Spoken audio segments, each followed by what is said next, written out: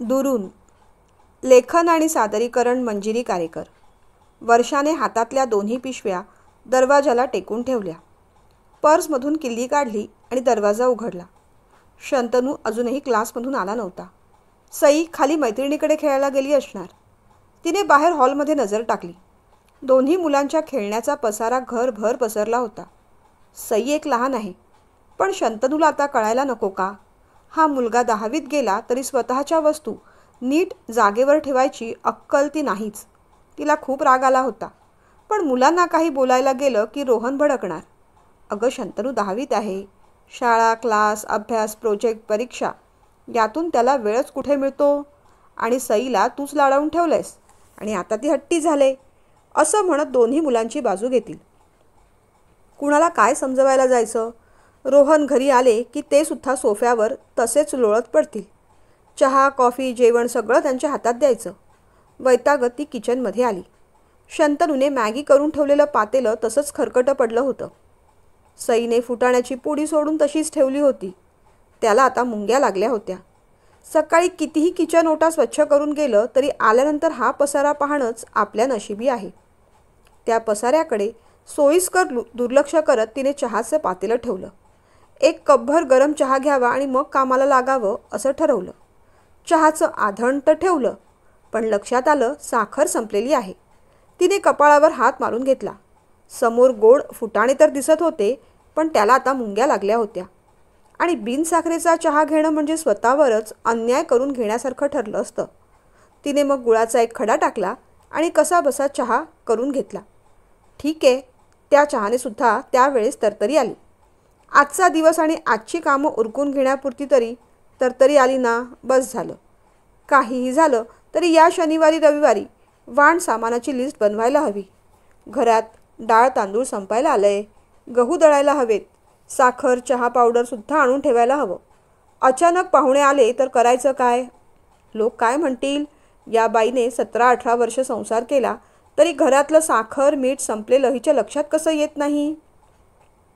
पण माणसाचा विचार करण्याला, लक्षात ठेवण्याला, राबण्याला सुद्धा मर्यादा असतातच. एकटीने किती भार उचलायचा? तिने वरवर डब्यांकडे नजर टाकली. 2-3 दिवस जातील एवढं सामान तरी होतं. फक्त साखर आणायला हवी होती. तिने लगेचच मिस्टरांना फोन फिरवला. ॲज युज्युअल नवरोबांचा फोन बिझी लागला. बरं, फोन फ्री झाल्यानंतर तरी बायकोचा मिस कॉल दिसला म्हणून आपण बायकोला फोन करून विचारावं की फोन का केला होतास म्हणून. पण छे, तशी आमच्याकडे पद्धत नाही. बायकोने फोन केला ना म्हणजे तो युजलेसच असणार. 10-15 मिनटं तिने वाट पाहिली आणि मग सरळ व्हॉट्सॲपवर एक मेसेज टाकून दिला. येताना किलोभर साखर घेऊन या.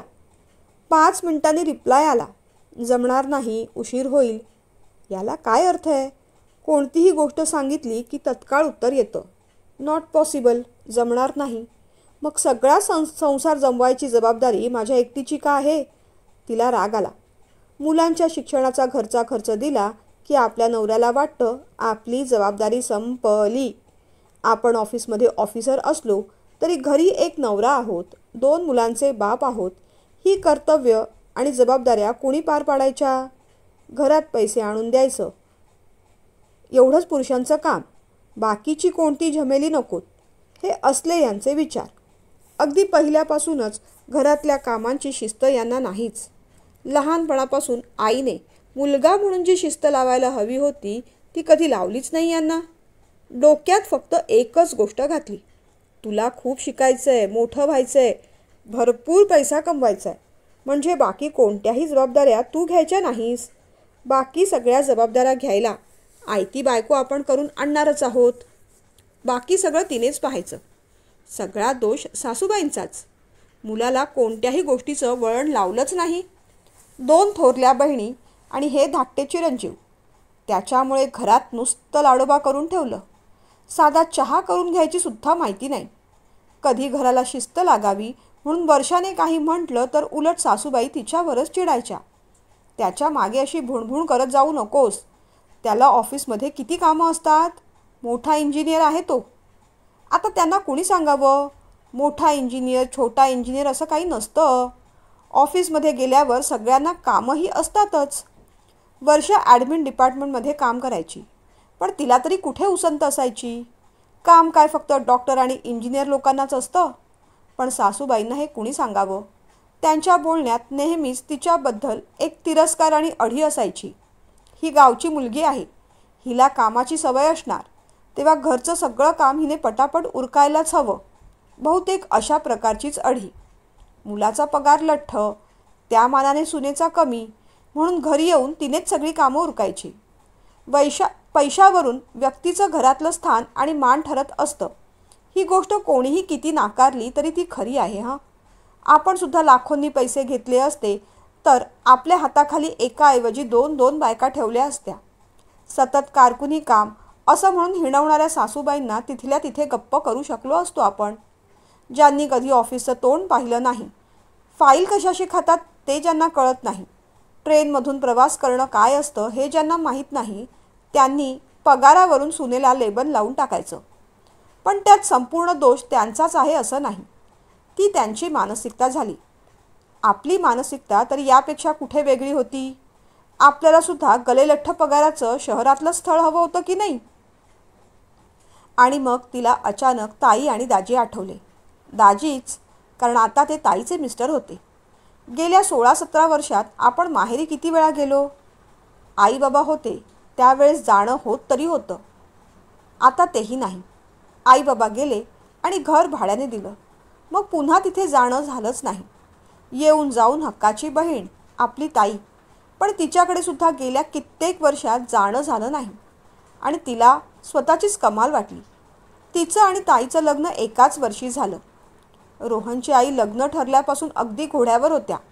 लग्न ठरल्यापासून 2 महिन्याच्या आत साखरपुडा आणि लग्न लगेच उरकून घेतलं. ताईच्या पाठोपाठ लगेचच आपलं लग्न झालं. त्यामुळे करवली म्हणून तिच्याबरोबर जाता आलंच नाही. लहानपणापासून आपण इतर बहिणींची लग्न पाहिली का नाही. शेंडेकरांच्या आपल्यासारख्याच 2 मुली. मोठीचं लग्न झालं तेव्हा धाकटी करवली म्हणून तिच्या घरी राहायला गेली होती. दोघी बहिणींचं किती प्रेम. तिला स्वातीताईची आठवण झाली. स्वातीताईसुद्धा आईसारखीच प्रेमळ, पण आपलाच स्वभाव थोडा हट्टी आणि चिडखोर. स्वातीताई लहानपणापासूनच समंजस, येईल त्या परिस्थितीला तोंड देणारी. तिने कधी कोणत्या गोष्टीसाठी हट्ट केला नाही. बाकी घरात उलट असेल म्हणजे मोठ्या बहिणीचे कपडे, दप्तर, घड्याळ तिने वापरून झालं की मग धाकटीने वापरावं. आपल्याकडे मात्र अगदी उलटं होतं. आपल्या मानाने ताई किरकोळ, उंचीने कमी, त्यामुळे सणासुदीला आपण नवीन कपडे घ्यायचे आणि तिने मात्र आपले जुने कपडे वापरायचे. तिने नवीन कपडे घेतले असा चान्स फारच कमी आला. आपले शूज, आपल्या चपला आपण वापरून झाल्यानंतर तिने वापरायच्या. पण ताईने त्याबद्दल फार कधी कुरकुर केली नाही.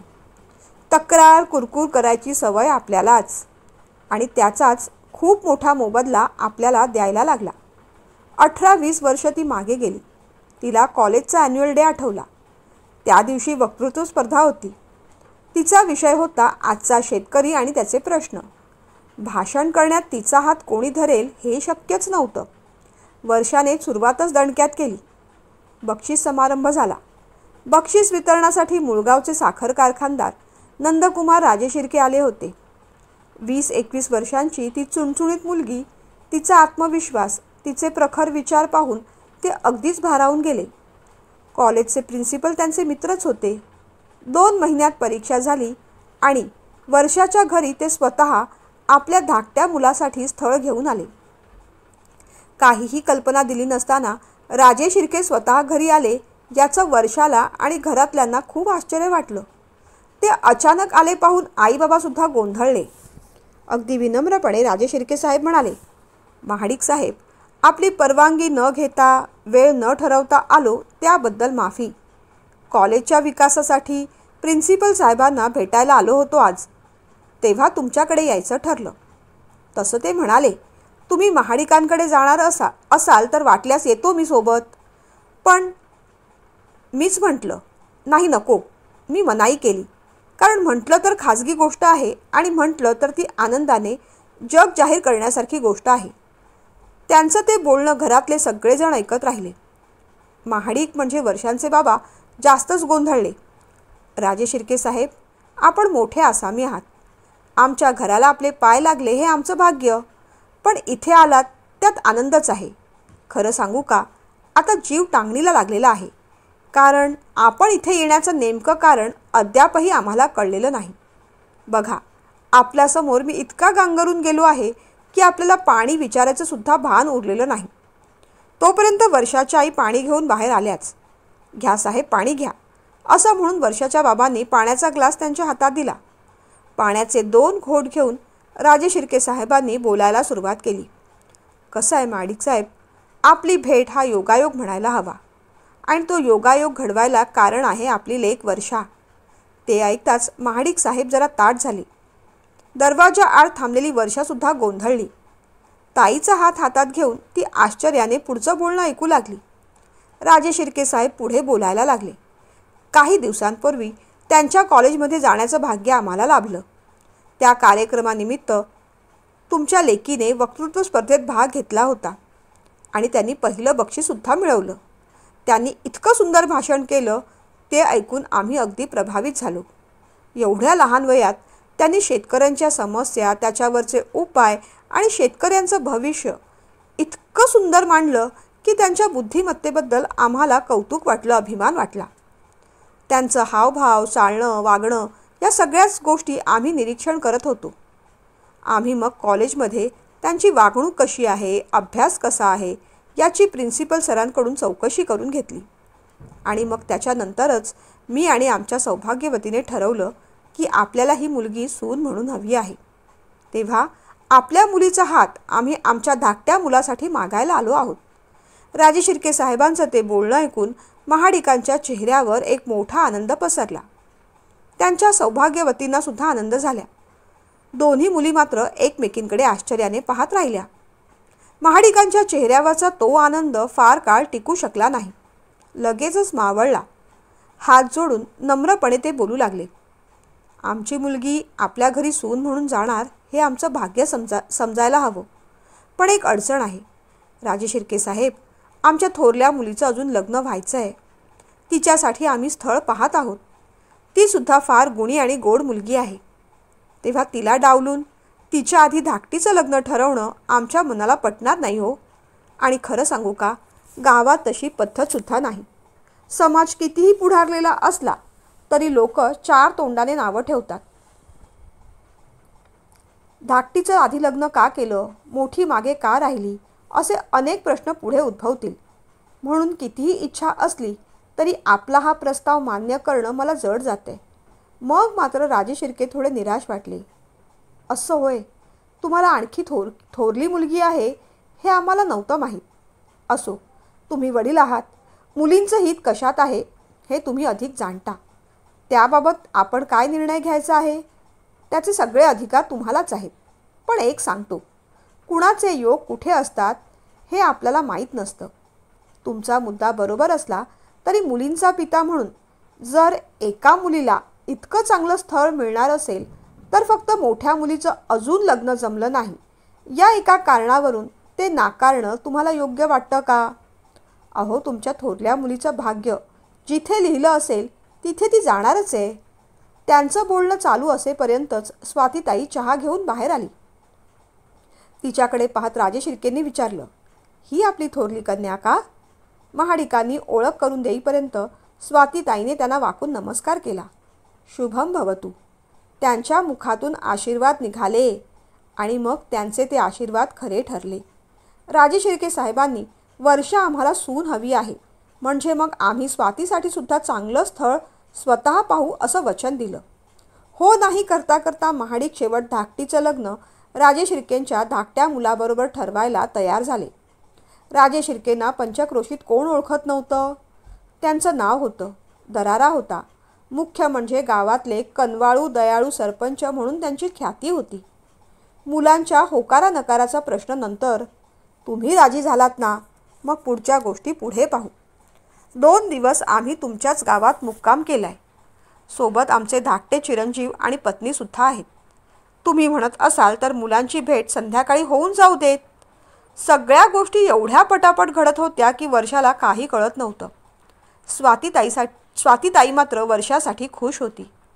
आपल्याला न विचारता बाबांनी परस्पर निर्णय घेतलाच कसा या गोष्टीचा वर्षाला राग आला होता.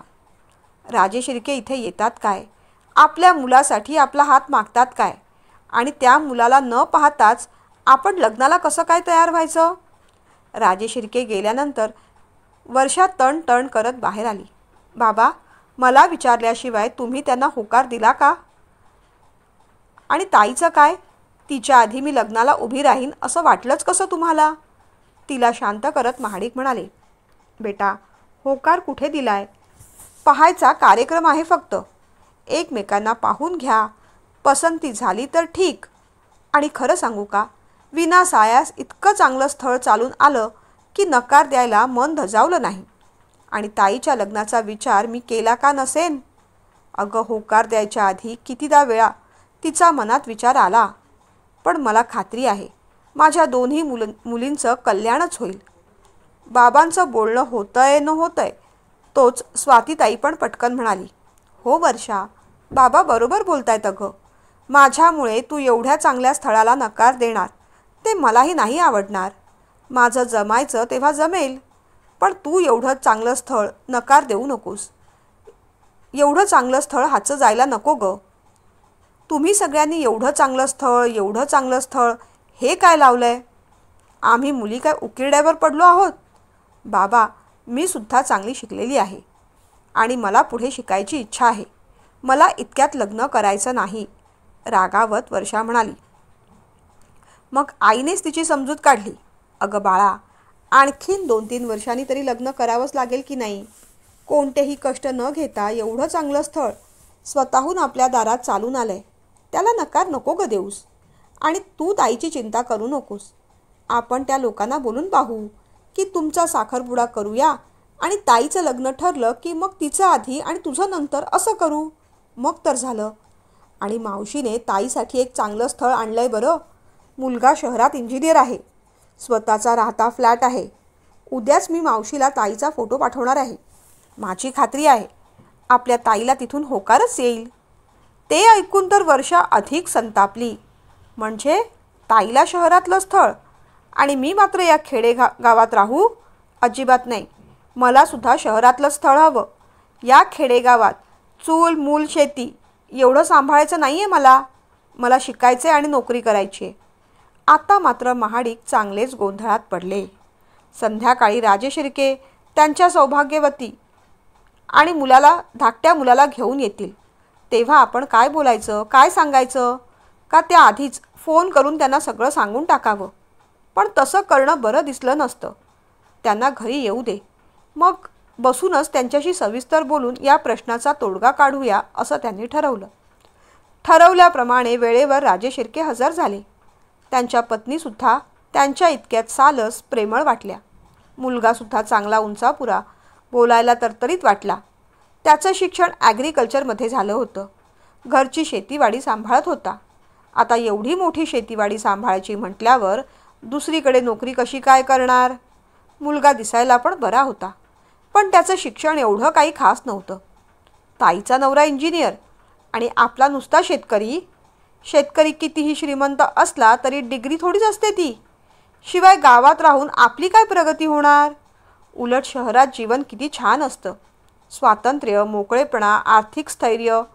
या मुलाला नकार द्यायचा आपला निर्णय अगदी बरोबर आहे असं त्या क्षणी वर्षाला वाटून गेलं. महाडिकांच्या चेहऱ्यावर काळजी पसरली होती. महाडिक साहेब, काय झालं? आपण एवढे काळजीत का दिसताय? निर्णय बदलला तर नाही ना आपला? राजे शिर्केंनी विचारलं. शेवटी मग प करत महाडिक म्हणालेच. साहेब, आपण रागावू नका, पण आमची धाकटी लेक म्हणते की तिच्या ताईचं लग्न झाल्याशिवाय मला लग्न करायचं नाही. तिला अजून शिकायचं आहे, शहरात नोकरी करायची आहे.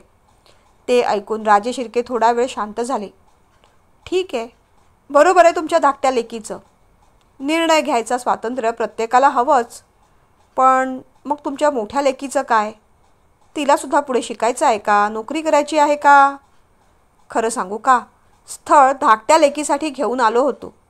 तुमच्या थोरल्या लेकीची भेट झाली. वाटलं दोन्ही मुली अगदी गुणी आहेत. विचारावं की विचारू नये असं वाटतंय, पण विचारून घेतो. मोठी लेकसुद्धा सून चालेल आम्हाला. मुळात आम्हाला संस्कारी मुलगी सून म्हणून हवी आहे. प्रिन्सिपल साहेबांकडून तुमच्या दोन्ही लेकींचं कौतुक आम्ही ऐकूनच आलो आहोत. महाडिकांना आनंद झाला. मग त्याच्यानंतर गोष्टी भराभर बदलत गेल्या, घडत गेल्या. राजे शिर्केंच्या धाकट्या मुलाशी म्हणजे शिरीषशी ताईचं लग्न झालं आणि ताई राजे शिर्केंची धाकटी सून झाली. बाबांनी आपल्या ऐपतीला परवडेल असं लग्न लावून दिलं. पण राजे शिर्केंनी त्यांच्या गावात मोठं रिसेप्शन ठेवलं. राजकारण, कलाक्षेत्र, स्पर्धा क्षेत्रातील अनेक मान्यवर व्यक्ती त्या लग्नाला हजर होत्या. एवढा मोठा थाट घाट. आई बाबा जेव्हा त्यांचं घर बघून आले होते तेव्हा कौतुक करून थकत नव्हते. त्यावेळेस मात्र थोडंसं वर्षाला आतून खुट्टच झाल्यासारखं वाटलं. या लग्नाला नकार देऊन आपण चूक तर केली नाही ना असंही वाटून गेलं.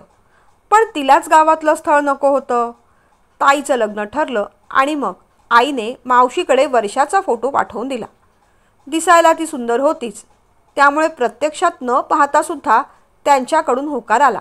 स्थळ चांगलं होतं. मुलगा इंजिनियर होता, चांगल्या पोस्टवर कामाला, मुख्य म्हणजे शहरात होता, स्वतःचं घर होतं. यावेळेस मग वर्षाने नकार द्यायची हिंमत केली नाही. एका पाठोपाठ एक दोन्ही बहिणींची लग्न झाली. ज्याला आपण योगायोग म्हणतो ना, ते बाकी काही नाही, कर्म असतं. तसं नसलं असतं तर स्थळांची अदलाबदल थोडीच झाली असती.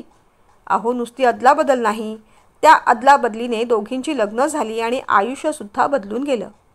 ताई आज राजे शिर्के यांची सून म्हणून मिरवतेय. मागे गावात सरपंच म्हणून सुद्धा निवडून आली होती ती एकदा. आणि आपण शहरातल्या स्थळाच्या मागे लागून पायावर धोंडा मारून घेतला.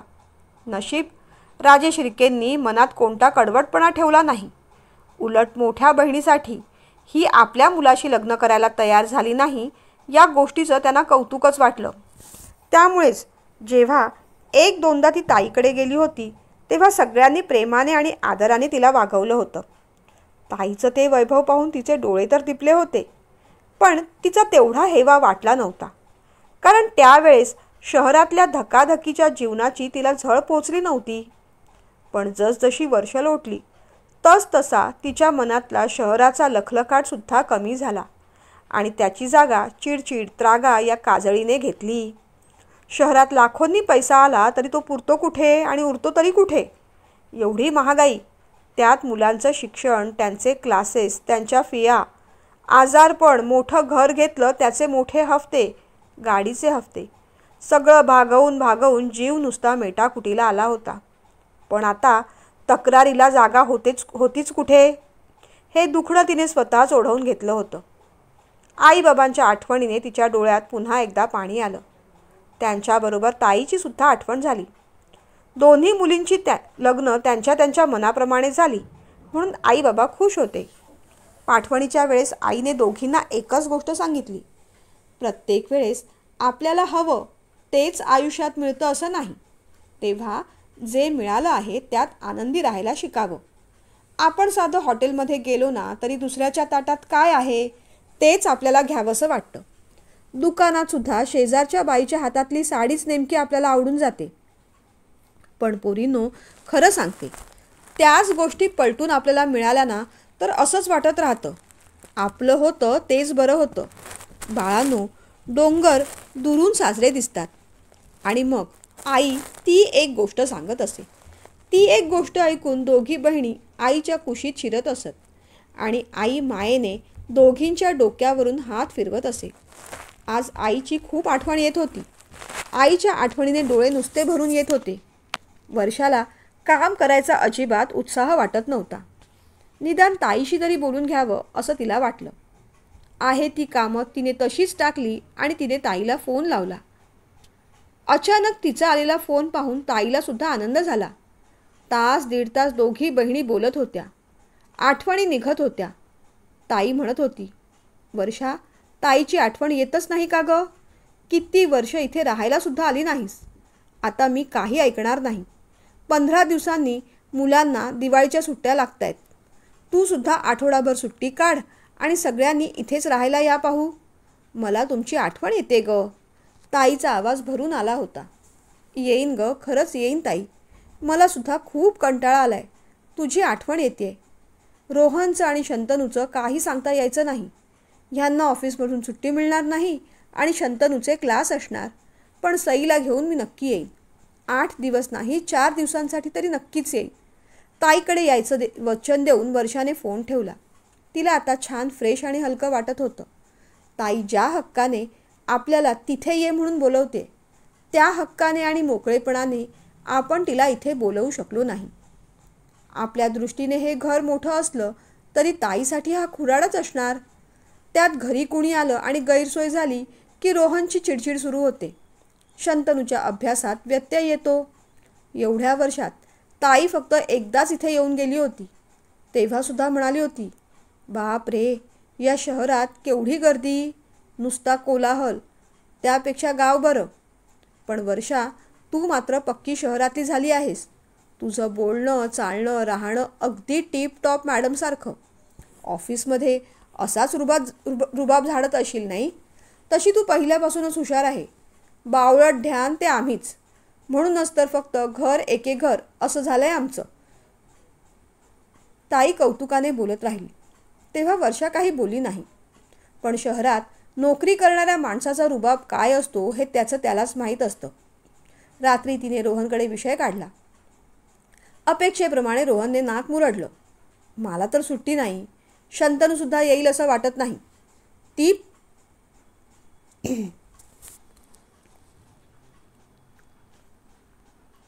अपेक्षेप्रमाणे रोहनने नाक मुरडलं. मला तर सुट्टी नाही आणि शंतनूसुद्धा येईल असं वाटत नाही. तो पुढे काही बोलणार त्याआधीच वर्षा पटकन बोलून गेली. ठीक आहे, मग 4 दिवस करा तुम्ही मॅनेज. मी जाणारच. सई येत असेल तर ठीक, नाहीतर मी एकटी. आईबाबांचं बोलणं सई ऐकतच होती. ती पटकन म्हणाली, नाही आई, मी तुझ्यासोबतच येणार. शंतनू मात्र द्विधेत होता. एकीकडे क्लास, अभ्यास आणि दुसरीकडे आईबरोबर फिरणं. शेवटी मग वर्षा म्हणाली, चल 4 दिवस. वाटल्यास थोडा अभ्यास तिथे घे. 4 दिवसांनी काय फरक पडणार आहे. दिवाळी झाली आणि ती ताईच्या गावी निघाली. ताईला एकुलता एक मुलगा, युवराज.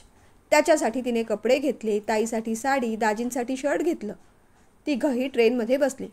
तिघांना खूप आनंद होत होता. रात्रीचा प्रवास करून सकाळी ते गावी पोहोचले. स्टेशनमधून बाहेर पडले तेव्हा छान कोवळं ऊन पडलं होतं.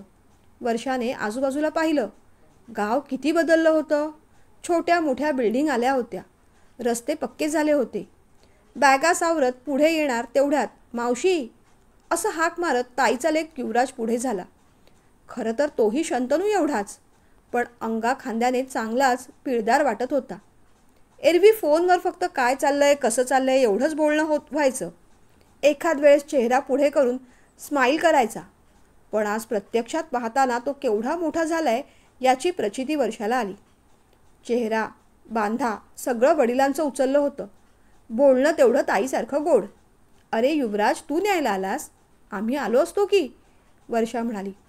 असू दे ग मावशी. छोट्या बहिणीला उचलत त्याने मावशीच्या दोन्ही बॅग्स सहज उचलल्या. काय शंतनू, अभ्यास कसा चाललाय? मस्त, त्याच्या खांद्यावर हात टाकत शंतनू म्हणाला. त्याने पटापट बॅग्स उचलल्या आणि गाडीत ठेवल्या. सगळेजण गाडीत बसले. युवराज, गाडी तू चालवणार? आश्चर्याने वर्षाने विचारलं. अरे पण तुझ्याकडे लायसन्स नसेल ना? लर्निंग लायसन्स आहे आणि आपल्याला कुठे हायवेवर जायचं आहे, गल्ली बुळातून तर जायचं आहे. काळजी करू नकोस, उत्तम ड्राईव्ह करतो मी मावशी. तिला त्या मुलाचं कौतुक वाटलं. शंतनूपेक्षा 8-10 महिन्यांनीच मोठा असेल तो. 10वी नंतर त्याने सुद्धा वडिलांसारखंच BSc ॲग्रिकल्चर करायचं ठरवलं. त्यालाही त्याच लाईनमध्ये पुढे जायचं होतं. गल्ली बुळातून सावकाशपणे तो गाडी चालवत होता. मध्ये मध्ये सई आणि शंतनूशी गप्पा मारत होता. त्याच्यासमोर शंतनू तब्येतीने फारच किरकोळ वाटत होता. शंतनू दिसायला रोहनसारखा. त्यात डोळ्याला लागलेला चष्मा. शहरातलं खाणं ते काय? शुद्ध खाणं पिणं नाही, शुद्ध हवा नाही, व्यायाम नाही, सतत मोबाईल आणि TV. दोघे सख्खे मावस भाऊ. असं सांगूनही कुणाला खरं वाटलं नसतं. मावशी, नवीन घर बांधल्यापासून तू इथे आलीसच नाही. हे समोरचं घर आपलं. वर्षा आणि मुलं त्या देखण्या घराकडे पाहत राहिले. घर कसलं, बंगलाच तो. 2 मजली. आजूबाजूला झाडं, सगळीकडे हिरवळ. गाडीतून उतरले तेव्हा छान थंडगार हवा होती. बहिणीच्या स्वागताला स्वातीताई आणि दाजी होतेच. ताई छान साडी नेसली होती. अंगाने चांगली भरीव रेखीव वाटत होती. जेवढी महागडी साडी असावी तेवढेच उंची दागिने तिच्या अंगावर होते. मोठं मंगळसूत्र, मोठं गंठण, हातात जाड तोडे. तिने पटकन बहिणीला मिठी मारली. दोघींना भरून आलं. अरे आत तर या, मग पोटभर गप्पा मारा. दाजी असं म्हणाल्यावर दोघी भानावर आल्या. शंतनू आणि सई युवराजच्या मागे गेले. युवराज, त्यांना त्यांची खोली दाखवा, त्यांना फ्रेश होऊ द्या आणि मग खेळा. दाजी म्हणाले. ये ना वर्षा. स्वातीताई मात्र तिचा हात धरून आग्रहाने तिला घरात घेऊन आली. ताईचा बंगला किती सुंदर, हवेशीर, उजेडशीर. बाहेरच्या सोफ्यातून सगळं अंगण दिसत होतं. फ्रेश झाल्या झाल्या ताईने सगळ्यांसाठी छान थालीपीठं बनवली. ताई, अगदी आईच्या हातची चव थालीपीठांना आहे, वर्षा म्हणाली. हो ना, मग घे आणखीन. आग्रहाने ताईने आणखीन एक थालीपीठ वाढलं. त्यावर लोण्याचा गोळा घातला. अगं नको नको असं म्हणेपर्यंत ताई म्हणाली. काही होत नाही, घरचं लोणी आहे, काही जाडबीड होणार नाहीस तू. बहिणींच्या गप्पा चालल्या होत्या. तेव्हा दाजी म्हणाले. बरं, तुम्ही गप्पा मारा, मी आणि युवराज जरा मळ्यावर जाऊन येतो. पुढे कारखान्यात आज मीटिंग आहे ना. युवराज पण तयार झाला. शंतनू सई म्हणाले. युवराज दादा तू थांब ना. दाजीसुद्धा म्हणाले. तुम्हाला थांबायचं असेल तर थांबा युवराज, आज आम्ही कामाचं पाहतो. नको बाबा, आज शेतकरी मजूरसुद्धा यायचे आहेत मीटिंगला. गेली मीटिंग मीच घेतली होती, त्यामुळे तिथे मी हजर असणं जरुरी आहे. आपल्या दोन्ही भावंडांना मी लवकर येतो असं सांगून युवराज वडिलांबरोबर निघून गेला. वर्षाला पुन्हा एकदा त्याची कमाल वाटली. ताई, आपला युवराज किती मोठा झाला नाही. ताटात थालीपीठ घेऊन ताई मग बोलू लागली. शेतकऱ्यांच्या मुलांना लवकरच मोठं व्हावं लागतं बाई. एवढा मोठा कारभार, एवढी मोठी वाडी, एवढा मोठा कारखाना हे एकटे थोडीच सांभाळू शकणार, ताई म्हणाली. पण तिच्या आवाजात नाराजी होती. अगं पण हाताखाली माणसं असतीलच की, वर्षाने विचारलं. हाताखालची माणसं हाताखालचीच असतात. आपल्या नफ्याचं तोट्याचं त्यांना काही घेणं देणं नसतं. खरं सांगू वर्षा, एवढी मोठी उलाढाल सांभाळणं सोपं नाही गं. यांना तर रात्र रात्र झोप येत नाही. यावर्षी उसाच्या मळ्यात कोणीतरी आग लावली. मोठं नुकसान झालं. आपलं कितीही नुकसान झालं तरी हाताखालच्या माणसांना, नोकरदारांना पगार हा द्यावाच लागतो. ते ऐकून वर्षा पटकन म्हणाली. बाप रे, मग काय केलं दाजींनी? नाही गं, नुकसान झालं म्हणजे आम्ही लगेच रस्त्यावर आलो असं नाही. पण या सगळ्या घटनांनी हादरा तर बसतोच ना. शेत नक्की कुणी जाळलं की चुकून आग लागली? मुद्दाम कुणी केलं की आणखीन काही? कुणाच्या मनात काय काळंबेरं आहे? आपल्यावर कोण डूक ठेवून आहे? कुणाच्या मनात वैर आहे का? या गोष्टी गावात पटकन समजत नाहीत, म्हणून भीती वाटते. यावर्षी शेतात हे असं झालं. गेल्या वर्षी कारखान्यात कामगारांनी स्ट्राईक केला. खरं तर कामगारांची, हाताखालच्या माणसांची हे खूप काळजी घेतात. प्रत्येक वर्षी त्यांचा पगार, बोनस वाढवून देतात. पण तरीही कोणीतरी फितूर होतं, म्हणजे कुणीतरी कुणाला तरी फितूर करतं आणि मग विनाकारण खूप मोठा फटका बसतो. माझा तर जीव सतत टांगणीला लागलेला असतो. हे कुठे बाहेर गेले की काही ना काहीतरी विचित्र अनुभव येतात. कुणीतरी यांच्या गाडीचं टायरच पंक्चर करून ठेवेल किंवा काचा फोडून ठेवतील. या सगळ्या गोष्टींची यांना सवय आहे, पण युवराजची काळजी वाटून राहते. राजकारण म्हटलं, कारखानदारी म्हटली की या सगळ्या गोष्टी आल्याच. जेवढा मोठा व्याप तेवढा मोठा ताप. आता पुढे हे सगळं युवराजला सांभाळायचं आहे, म्हणून लहानपणापासूनच यांनी त्यालासुद्धा तयार केलं आहे. पण माझा आईचा जीव, मला सतत भीती वाटत राहते. असं वाटतं युवराजला इथे गावात ठेवूच नये, शहरात पाठवून द्यावं. एखाद्या हॉस्टेलमध्ये काहीतरी शिकला असता, छान इंजिनियर किंवा मॅनेजर झाला असता, तिथेच नोकरी केली असती, सुखाने राहिला असता. रुबाब तो रुबाब आणि जीवाला हा असा घोर नाही. ताई एवढं बोलेपर्यंत दरवाजातून कोणीतरी आवाज दिला. वहिनीसाहेब, गोठ्यातून जीवाशिवाला नेतो. छोट्या जमिनीवर नांगरणी करायची हाय. ताई उठली. तिच्या मागे वर्षासुद्धा गेली. तात्या, न्या, पण ही शेवटची वेळ. फार दमवू नका हो त्यांना. बोलता बोलता ताईचा आवाज गहिवरला होता. वहिनीसाहेब, जास्त येळ झाला तर वरचे पैसे देतो की, तात्या म्हणाले. पैशासाठी हे किंवा मी कधी काही बोललोय का तुम्हाला? पण जीवाशिवावर आमची किती माया आहे माहिती आहे ना तुम्हाला. दोघे तगडे आहेत मान्य, पण तरीही आम्ही आता आमच्या शेतावर ट्रॅक्टर चालवतो, त्यांना नाही हो राबवत. वर्षाच्या आता लक्षात आलं होतं की जीवाशिवा म्हणजे बैलांची जोडी. वय वहिनीसाहेब, पण गाय दुधाला अन बैल शेताला असंच असतं. बरं, 4 तासात येतो परत, असं म्हणत तात्या पुढे गेले. वर्षा ये ना, तुला माझे जीवाशिवा दाखवते. मुलं पण कुतूहलाने मावशीच्या मागे गेले. दोन्ही बैल छान होते. ताईने मायेने त्यांच्या पाठीवरून हात फिरवला. आश्चर्य म्हणजे दोघांनीही तिचा हात चाटला. शहराकडची मंडळी ते दृश्य पाहतच राहिले. जीवाशिवाचा निरोप घेऊन मग सगळेजण घरात आले. ताईने सगळं घर दाखवलं, अंगण दाखवलं. दुपारच्या जेवणाला ताईकडे गडी होते, ते सगळी मदत करत होते. पण फोडणीचं काम ताई स्वतःच करायची. सई आणि शंतनू दोन्ही मुलांना अंगणात बागडायला मज्जा येत होती. मावशीने आज तिच्या घरच्या दह्याचा चक्का बांधून श्रीखंड केलं होतं. जेवायला बसणार तोच युवराज धापा टाकत आला आणि ओसरीवर बसूनच रडू लागला. काय झालं? त्याच्या खांद्यावर हात टाकत ताईने घाबरत घाबरत विचारलं. युवराज, काय झालं? बाबा कुठे आहेत? आई, बाबा तात्याकडे आहेत. तात्यांकडे का? आई, आपला जीवा गेला. तात्यांच्या शेतात त्याला साप चावला आणि बाबा तिथेच गेलेत आता. ते ऐकून ताई पटकन खाली बसली. वर्षाने तिला सावरायचा प्रयत्न केला, पण तिने हंबरडा फोडला. त्या दिवशी ताई दुःखीच होती. शेवटी दाजींनी समजावलं. हे बघ स्वाती, वर्षा आपल्याकडे 4 दिवसांसाठी राहायला आली आहे फक्त. तू अशी रडत राहिलीस तर तिला काय वाटेल?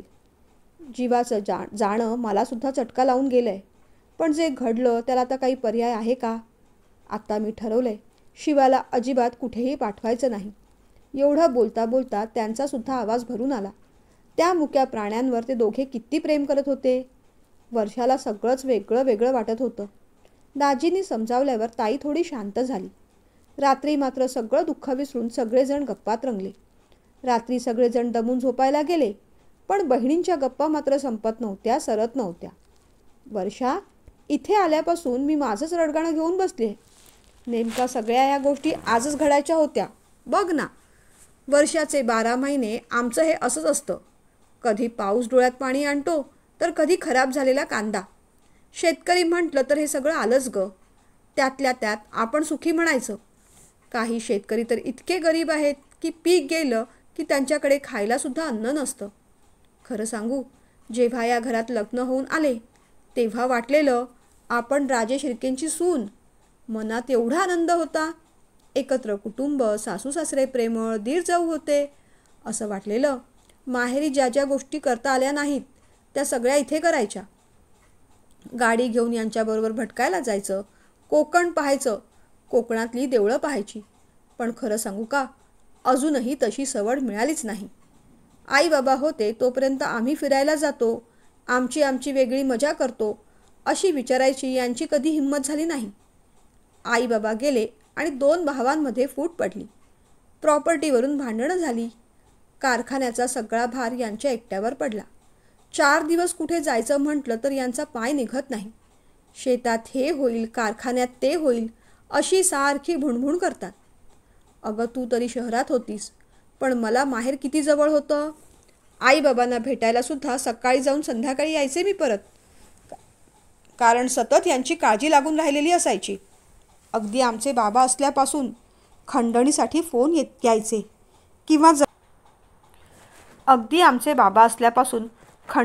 फोन यायचे किंवा जमिनीचा एखादा तुकडा हवा आहे म्हणून कोणी नेता तरी त्रास द्यायचा.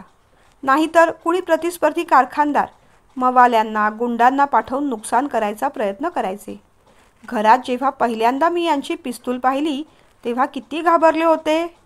पण मग यांनी समजावून सांगितलं, प्रतिष्ठित माणसांना सुरक्षेसाठी लायसन्स घेऊन अशी पिस्तूल बाळगता येते. इतर दिवशी काही कामं असली की बाहेर जाता येत नाही आणि सणसूद असले की फॅक्टरीत, कारखान्यात समारंभ असतात, मग तेव्हाही जाता येत नाही. तुलाही वाटत असेल नाही, ताई आपल्या घरी कधीच येत नाही. पण काय करू अगं, खरोखरच वेळ मिळत नाही आणि मला वेळ असला तरी या दोघांना मागे टाकून यायची हिंमत होत नाही. खरं सांगू वर्षा, तू शहरात गेली ते बरंच केलंस बाई. खरंच सुखी आणि आनंदात राहतेस, ताई बोलत होती. ताईला आपल्या घरी बोलवावं, 4 दिवस तिचा पाहुणचार करावा असं वर्षाला खूप वाटत होतं. पण तिलाही माहीत होतं की ते तिच्याच्याने होणार नाही. ताईचं एवढं मोठं वैभव आपल्या घरी ती कशी ॲडजस्ट करेल. वर्षाने बोलायला सुरुवात केली. ताई, तुला वाटतं तेवढं मुंबईचं जीवन सोपं नाही. अगं, रोज ट्रेनमध्ये धक्के खात जावं लागतं. ऑफिसमध्ये चिक्कार काम असतं. घरी दमून भागून आलो की घरचा पसारा आवरायचा तो वेगळाच. कामवाल्या बायका काय कधी येतील कधी नाही.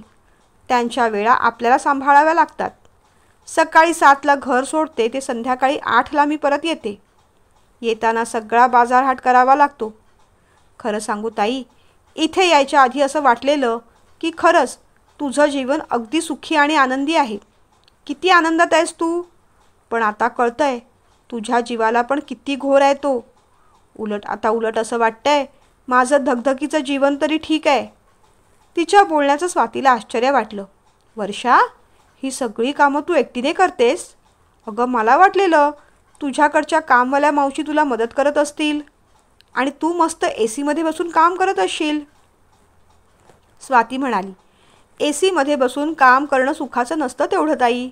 बाहेर AC असतो पण डोकं मात्र सतत तापलेलं असतं. सतत कामाचं प्रेशर, डेडलाईन पूर्ण कराव्या लागतात. आणि रोहनसुद्धा ऑफिसमधून उशिरा घरी येतात.